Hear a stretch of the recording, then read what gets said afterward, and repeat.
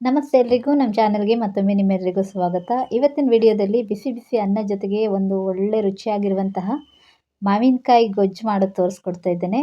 ತುಂಬ ರುಚಿಯಾಗಿರುವಂಥ ಈ ಗೊಜ್ಜು ಮಾಡ್ಕೊಳ್ಳೋದಕ್ಕೆ ಸ್ವಲ್ಪ ಮೆಣಸು, ಸ್ವಲ್ಪ ಬೆಲ್ಲ, ಕೊಬ್ಬರಿ, ಅದೇ ರೀತಿ ತುರಿದಿರುವಂತಹ ಮಾವಿನಕಾಯಿ, ಒಂದು ಅರ್ಧ ಸ್ಪೂನ್ ಆಗೋಷ್ಟು ಮೆಂತ್ಯನ ತೊಗೊಂಡ್ಬಿಟ್ಟು ಈ ಮೆಂತ್ಯನ ಒಂದು ಸಣ್ಣ ಉರಿಯಲ್ಲಿ ಕೆಂಪಾಗೋ ತನಕ ಹುರ್ಕೋಬೇಕು. ನೋಡಿ, ಈ ರೀತಿ ಎಣ್ಣೆ ಸೇರಿಸ್ದೇನೆ ಈ ಮೆಂತ್ಯನ ಈ ರೀತಿ ಕೆಂಪಾಗೋ ತನಕ ಹುರ್ಕೊಂಡು ಅದನ್ನು ಒಂದು ಪ್ಲೇಟಿಗೆ ತೆಗೆದಿಟ್ಕೊಳ್ತಾ ಇದ್ದೇನೆ.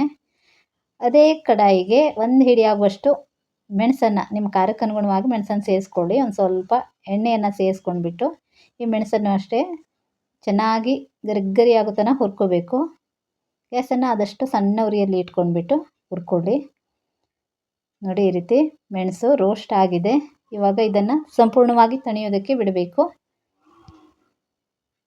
ನೋಡಿ, ಈ ರೀತಿ ಗರಗರಿ ಆಗೋ ತನಕ ಹುರ್ಕೊಂಡ್ರೆ ಸಾಕು. ಇವಾಗ ಗ್ಯಾಸ್ ಆಫ್ ಮಾಡಿಬಿಟ್ಟು ಈ ಮೆಣಸು ಸಂಪೂರ್ಣವಾಗಿ ತಣ್ಣದ ಮೇಲೆ ಅದಕ್ಕೆ ಮಿಕ್ಸಿಗೆ ಸೇರಿಸ್ಕೊಂಡ್ಬಿಟ್ಟು ಹುರಿದಿರುವಂಥ ಮೆಂತ್ಯನೂ ಸೇರಿಸ್ಕೊಂಡು ನೀರು ಸೇರಿಸ್ದೇನೆ ಅದನ್ನು ಈ ರೀತಿ ತರ್ತರಿಯಾಗಿ ಪೌಡ್ರ್ ಮಾಡ್ಕೋಬೇಕು. ಇವಾಗ ಅದನ್ನು ಇನ್ನೊಂದು ಸ್ವಲ್ಪ ದೊಡ್ಡ ಮಿಕ್ಸಿ ಜಾರ್ಗೆ ಸೇರಿಸ್ಕೊಳ್ತಾ ಇದ್ದೇನೆ. ಇವಾಗ ಇದಕ್ಕೆ ನಾನು 1 ಕಪ್ ಆಗುವಷ್ಟು ಕೊಬ್ಬರಿ ತುರಿಯನ್ನು ಸೇರಿಸ್ಕೊಳ್ತಾ ಇದ್ದೇನೆ.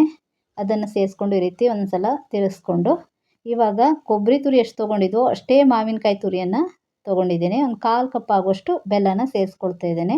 ರುಚಿಗೆ ತಕ್ಕಷ್ಟು ಉಪ್ಪನ್ನು ಸೇರಿಸ್ಕೊಂಡ್ಬಿಟ್ಟು ಈ ರೀತಿ ನೀರು ಹಾಕಬಾರ್ದು, ಇದಕ್ಕೆ ಈ ರೀತಿ ರುಬ್ಕೋಬೇಕು. ನೀರು ಸೇರಿಸ್ದೇನೆ ಈ ರೀತಿ ಗೊಜ್ಜನ್ನು ಮಾಡ್ಕೊಳ್ಳೋದ್ರಿಂದ ಒಂದು ವಾರಗಟ್ಟಲೆ ಆದರೂ ಇದನ್ನು ಇಟ್ಕೊಂಡು ತಿನ್ಬೋದು, ತುಂಬ ರುಚಿಯಾಗಿರ್ತದೆ. ನೋಡಿ, ಇವಾಗ ಗೊಜ್ಜನ್ನು ಒಂದು ಬೌಲಿಗೆ ಸೇರಿಸ್ಕೊಂಡಿದ್ದೇನೆ. ಇದಕ್ಕೊಂದು ಒಗ್ಗರಣೆ ಮಾಡ್ಕೋಬೇಕು. ಎಣ್ಣೆಗೆ ಸ್ವಲ್ಪ ಸಾಸಿವೆ, ಕರಿಬೇವಿನ ಸೊಪ್ಪು, ಅದೇ ರೀತಿ ಒಣಮೆಣಸಿನ್ಕಾಯನ್ನು ಕಟ್ ಮಾಡಿಬಿಟ್ಟು ಸೇರಿಸ್ಕೊಂಡಿದ್ದೀನಿ. ಒಂದು ಸ್ವಲ್ಪ ಇಂಗನ್ನು ಕೂಡ ಸೇರಿಸ್ಕೊಳ್ಳಿ.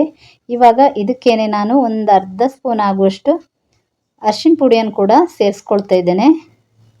ಇವಾಗ ಇವೆಲ್ಲವನ್ನು ಒಂದು ಸಲ ಚೆನ್ನಾಗಿ ಮಿಕ್ಸ್ ಮಾಡಿಕೊಂಡು ಒಂದು ಸಿಂಪಲ್ ಆದಂಥ ಒಗ್ಗರಣೆ ಮಾಡ್ಕೊಂಡ್ಬಿಟ್ಟು ಈ ಒಗ್ಗರಣೆನ ಈ ಚಟ್ನಿಗೆ ಸೇರಿಸ್ಕೊಂಡ್ರೆ ರುಚಿಯಾಗಿರುವಂತಹ ಮಾವಿನಕಾಯಿ ಗೊಜ್ಜು ರೆಡಿ ಆಯಿತು.